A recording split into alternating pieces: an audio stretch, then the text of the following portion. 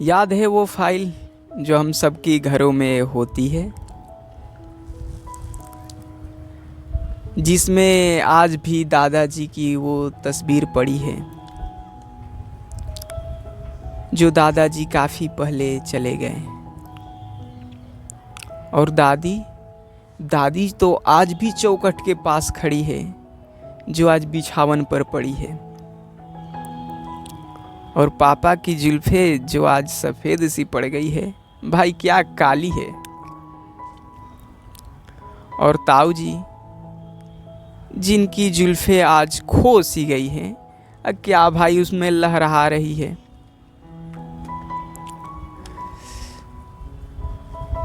और बुआ तो आज भी मुझे उस तस्वीरों में लेकर खड़ी है, कुछ ऐसे ही, और गिरने नहीं देती, नहीं लुढ़कने देती। और चाचा, उनकी नादानियाँ जो आज बातों में दिखाई पड़ती है, भाई सच में उन तस्वीरों में आज जिंदा पड़ी है। और वो मेरा अर्धनग्न और नग्न जो तस्वीर जो यूं ही खींच लिया गया था, वो आज भी मेरे बचपन को जिंदा रखा है। और न जाने ऐसी ही कई अवस्थाएं, न जाने कई लोगों की कई गथाएं आज भी उस फाइल में इस इंतज़ार में है कि वो आएगा बंदा एक दिन फिर से इन लम्हों, इन एहसासों को जिंदा करने। कितना अच्छा ना होता कि एक वैसी ही फाइल, एक वैसी ही पुस्तिका होती जिसमें हमारे तस्वीरों की ही भांति एकदम ठीक हमारे विचार, हमारे शब्द, हमारी कल्पनाएं, हमारे अनुभव, हमारी ज़िंदगी के बेहतरीन से बेहतरीन एहसास एक जगह पर पड़े होते। कितना अच्छा ना होता। तो आज उसी एहसास, उसी कल्पना को सच करने के लिए मैं आया हूँ, और मैं बताऊंगा कि वो हो सकता है कैसे। बस तो वो हो पाएगा लेखन कला के द्वारा, डायरी राइटिंग, जर्नलिंग।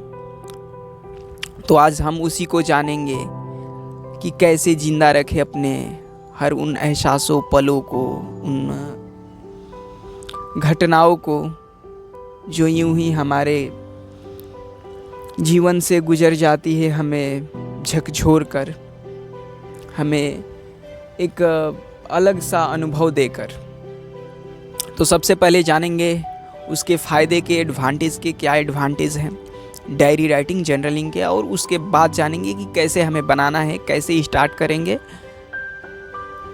और कैसे एक बेहतरीन से बेहतरीन तरीके से अपने अनुभवों को शब्दों के माध्यम से उकेर सकते हैं। चलिए शुरू करते हैं। तो आखिरकार क्या फ़ायदा है एक डायरी को, एक जर्नल को लिखने से, अपने दिनचर्या को प्रतिदिन लिखने से, या जब भी कुछ खास हो उसको लिखने से?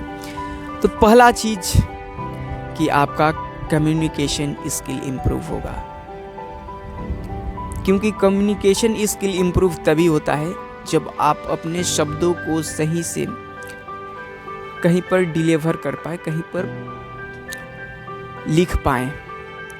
क्योंकि सोचना एक बहुत तेज प्रक्रिया होती है, तो बहुत उलझी सी होती है, उसमें कोई सुलझन नहीं होता है। सोचने में या बोलने में भी उलझुल बातें बोल देंगे, ठीक ना, क्योंकि तुरंत सोचना होता है और तुरंत बोलना होता है। ये बहुत तेज प्रक्रिया होती है। लेकिन जब बात लिखने की आती है तो वहाँ पर समय लगाना पड़ता है। तो उस समय जो लगता है लिखने के दौरान, उस दौरान बहुत सारी चीज़ें आप सुधार लेते हैं अपनी सोच के बदौलत। तो लिखने से एक सुलझा सा विचार आपके पास आ जाता है, ठीक ना। तो उससे आप बहुत कुछ अच्छा हो जाता है, बोलने का तरीका, लिखने का तरीका भी, ठीक ना, पहला चीज़। दूसरा चीज़ जो होता है, किस चीज़ का काम करता है डायरी राइटिंग, वो एक तरह का आपको रिलैक्सेशन देता है, एक तरह का रिफ्रेशमेंट देता है। मतलब कि कोई भी आपके अंदर दुख पड़ा है, संताप, कष्ट जो भी पड़ा है, या अत्यधिक खुश ही हो गए, तो उस चीज़ को जब आप कहीं पर पन्ने पर लिखते हैं तो सारे चीज़ों से लगता है हम निदान पा गए। लोग अक्सर यूज करते हैं बातों को कहकर अपने मन को, दिल को सुने हुए हल्का कर लेना, तो वो भी एक बात को कहने का तरीका ही है, कहीं पर रखने का, कहीं पर किसी को दे देने का तरीका ही है, ठीक ना। तो बहुत अच्छी चीज़ है, ठीक। ये तीसरा चीज़ ये क्या काम करता है, मेमोरी की तरह काम करता है। ये आपकी तरह एक तरह का स्टोरेज हो गया, सेकेंडरी मेमोरी, कहीं पर अपने अनुभव, आइडियाज़, अपने मेमोरीज को स्टोर कर दिए। उससे क्या होगा कि आपको फ्यूचर में कभी ज़रूरत पड़ा किसी आइडिया का, तो आप वहाँ से उठा सकते हैं कि हमारा स्ट्रेंथ क्या था, हम कैसे सोचते थे, उस समय क्या विचार आया था आज से 10 साल 5 साल पहले, तो जाएंगे दौड़े दौड़े डायरी में अपने जनरल में देखेंगे कि ये वाला था विचार। तो ये एक तरह का सेकेंडरी मेमोरी का काम करता है, ठीक। और क्या काम करता है कि ये एक तरह का आपका सेल्फ असेसमेंट करता है, आपका आकलन करता है कि आप कितना इम्प्रूव हुए पिछले साल की अपेक्षा, पिछले समय की अपेक्षा।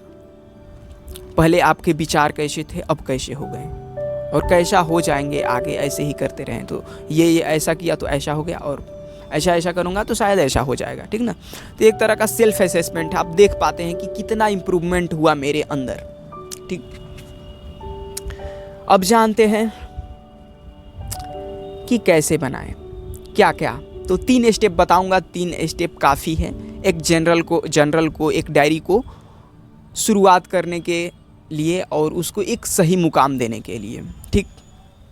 चलिए शुरू करें। कैसे शुरू करें, कौन कौन से तरीके हैं जैसे जिनसे हम डायरी लिखना शुरू कर सकते हैं। तो पहला चीज़ जो सबसे ज़्यादा एफर्ट लेता है, सबसे ज़्यादा मेहनत लेता है, और हम क्यों नहीं लिख पाते हैं कि भाई हमारे पास डायरी या जनरल या कॉपी होती ही नहीं जिसमें हम अपने विचारों को लिख सकें, अपने अनुभवों को लिख सकें।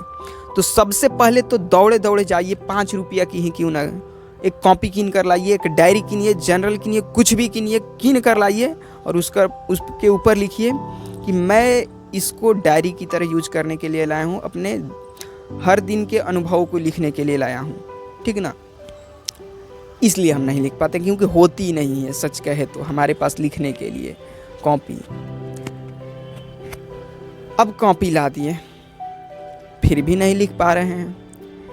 4 दिन तक मोटिवेशन रहा लिखने का, अब मोटिवेशन डाउन हो गया। तो मैं पर्सनली अपना अनुभव बता रहा हूँ, मेरे साथ भी ऐसा हुआ था, आपके साथ ही नहीं होने वाला है ऐसा, हर किसी के साथ होता है। तब क्या करना है, दूसरा स्टेप जो मैंने तरीका अपनाया, क्या किया, क्या लिखना है, ये समस्या आती है। सवाल यही आता है कि क्या लिखे तो लिखे क्या। अरे भाई गया, अच्छा गया, ठीक गया दिन, तो लिखे क्या आज के। तो मैंने लिखना शुरू किया था आज का सबसे सैडेस्ट, मतलब सबसे खराब से खराब अनुभव क्या रहा, सबसे अच्छा अनुभव क्या रहा, और ऐसा कोई अनुभव जो मुझे बहुत ही खास, बहुत ही अलग लगा, वैसे अनुभवों को मैंने लिखना शुरू किया। फिर इसके साथ साथ मुझे किसी चीज़ से कोई बेहतरीन लेसन मिला हो, किसी व्यक्ति, वस्तु या कोई ऐसा एक्टिविटी जो मैंने अपने दिनचर्या में पूरे दिन भर में देखा, उससे कुछ मुझे बहुत खास लेसन मिला, कुछ खास चीज़ सीखने को मिला, मैं उसको लिखना शुरू किया, ठीक ना। और इसको कैसे याद करता था, तो पहले सो जाता था बेड पर, सोकर आंख बंद करके पूरा रिकॉल करता पूरे दिन को। तो विचार आते, तो मेरे पास कभी कभी इतना विचार हो जाता कि मैं लिख नहीं पाता, तो उसको प्रायोरिटाइज करता, कौन सा ज़्यादा महत्वपूर्ण है, उसमें से 3-4 लिखता, ठीक ना। तो ये कर सकते हैं। सबसे खास पल, वैसे चीज़ जो हमें बहुत दुखी किए आज, या बहुत हमें प्रसन्नता हुआ उन चीज़ों को देख करके, ऐसे पलों को आप लिखना शुरू कर सकते हैं, ठीक ना। भाई लिखना शुरू कर दिए, आप बन गए बिगनर, एकदम शुरुआत कर दी हैं, बिगनर हैं। But India is not for beginners, ये आप जानते हैं, ठीक ना। तो उससे काम नहीं चलेगा, इससे इम्प्रूवमेंट आएगा, अच्छी बात है, लेकिन और भी अधिक एक सॉलिड किस्म का अच्छा सा इम्प्रूवमेंट आए, एकदम लगातार इम्प्रूवमेंट आता ही रहे, उसके लिए कुछ और चीज़ों को समझना होगा, बहुत चीज़ों को समझना होगा कि हम क्या क्या कर सकते हैं। और पर्सनली मैं क्या करता हूँ वही बताने जा रहा हूँ, ठीक ना, और मुझको जो ठीक लगता है, ठीक। तो पहला चीज़ मैं ये करता हूँ कि वन लाइनर का इस्तेमाल करता हूँ। वैसे लेसन्स जिनको वन लाइन में डिलीवर किया जा सके, केवल एक लाइन में, पूरे चीज़ को समराइज करके एक लाइन में ये क्या कंक्लूजन निकला उसको एक लाइन में डायरी के अपने फर्स्ट पेज पर लिखता हूँ, ठीक ना, लेसन ऑफ द ईयर करके, कि पूरे इस साल में ये लेसन मिले, वो एक लाइन में होता है या फिर एक वर्ड में होता है, ठीक ना। उसके बाद आप क्या कर सकते हैं, विजन बोर्ड का इस्तेमाल कर सकते हैं। विजन बोर्ड के बारे में आप और अच्छे से जान सकते हैं सोशल मीडिया के तहत। और विजन बोर्ड होता क्या है, मैं ऐसे तो पहले फिजिकली बनाता था, लेकिन अब डायरी के पिछले पन्ने पर इसको बनाता हूँ। विजन बोर्ड में होता क्या है कि आपका विजन क्या है इस साल का, आप क्या क्या करना चाहते हैं, कुछ विशेष चीज़ें, विशेष अचीवमेंट जो आप पाना चाहते हैं, तो उन चीज़ों को तस्वीरों के माध्यम से, टेक्स्ट के माध्यम से सजाकर लिख देते हैं। उसको बार बार देखेंगे तो थोड़ा एक रिमाइंडर की तरह काम करेगा, एक रिकॉल होता रहेगा कि ये चीज़ें हमें करना है इस साल फिनिश करना है, ये मेरा टारगेट है, गोल है इस साल का। तो ये कर सकते हैं, विजन बोर्ड बना सकते हैं, बनाता हूँ और वही बता रहा हूँ, ठीक ना।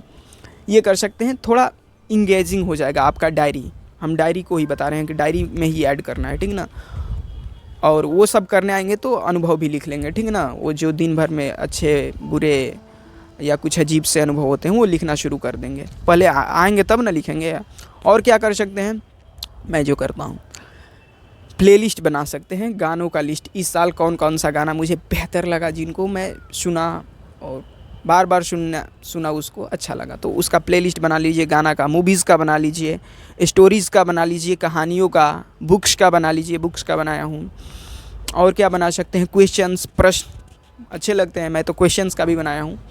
और हेल्थ केयर, वो एक हेल्थ ट्रैकर होता है कि हमारा फिज़िकल और मेंटल हेल्थ कैसा रहा, उसका एक ट्रैकर होता है, तो वो भी जनरल में शामिल कर सकते हैं। और स्लीप ट्रैकर भी बना सकते हैं, क्योंकि स्लीप साइकिल भी हमारे जीवन का एक बहुत महत्वपूर्ण हिस्सा है, तो मैं स्लीप ट्रैकर भी बनाया था, ठीक ना, तो वो हो सकता है। और ये बना सकते हैं कि हमें कौन कौन से डाइट को फॉलो करना है, या कौन कौन से डाइट का भी एक लिस्ट बना सकते हैं। एक्सरसाइज का लिस्ट सबसे महत्वपूर्ण है भैया, कि एक लिस्ट बना लीजिए उसको कि कौन कौन से एक्सरसाइजेस करने हैं और कब करने हैं, ठीक ना, तो उसका आप बना सकते हैं। और बहुत सारी चीज़ें हैं, और मैं तो कहूँगा कि ये एक स्टेप और ऊपर जाना है, बेहतरीन तरीके से अपने अनुभव को कहीं पर स्टोर करना है, तो कोई भी रूल फॉलो मत कीजिए, जितना भी बताया हूँ किसी को मत फॉलो कीजिए। एक नोटबुक लीजिए कोई छोटा सा, जब भी कोई कुछ खास मिले, एक पेन रखिए पॉकेट में, एक में रखिए छोटी सी डायरी, पॉकेट डायरी, जब भी कुछ खास मिले, जहाँ भी कुछ खास मिले, फट से उसको नोट डाउन वहीं पर कर लीजिए, जो कि मैं पर्सनली आजकल शुरू कर दिया हूँ। ये तरीका ये बहुत ख़ास है, क्योंकि दिन भर में देखा जाए तो करीब बहुत 60-70 हज़ार के करीब विचार आते हैं, आइडियाज़ आते हैं आपके दिमाग में, और उसमें से कौन कितना महत्वपूर्ण है कोई नहीं जानता। झट से नोट डाउन कर लीजिए, तब वो एक तरह के बीज का काम करेगा, आपके सीड्स का काम करेगा, और फिर उसका लगाते रहिएगा कभी भी। कम से कम पहले अलग अलग तरीके का बीज तो बटोर लें, ताकि फिर तो बाद में उगता रहेगा तो स्टोर कर लें पहले, तो वो कर सकते हैं। और आज के लिए इतना ही, बहुत बहुत धन्यवाद। और कुछ छूटा होगा तो मैं डिस्क्रिप्शन में डाल दूँगा, आप कमेंट करके बता दीजिएगा, आपके कुछ और इससे अच्छे विचार हैं आपके पास तो कमेंट में डाल सकते हैं, ठीक ना। आपका हमारे तरफ से सादर स्वागत रहेगा। ठीक, धन्यवाद।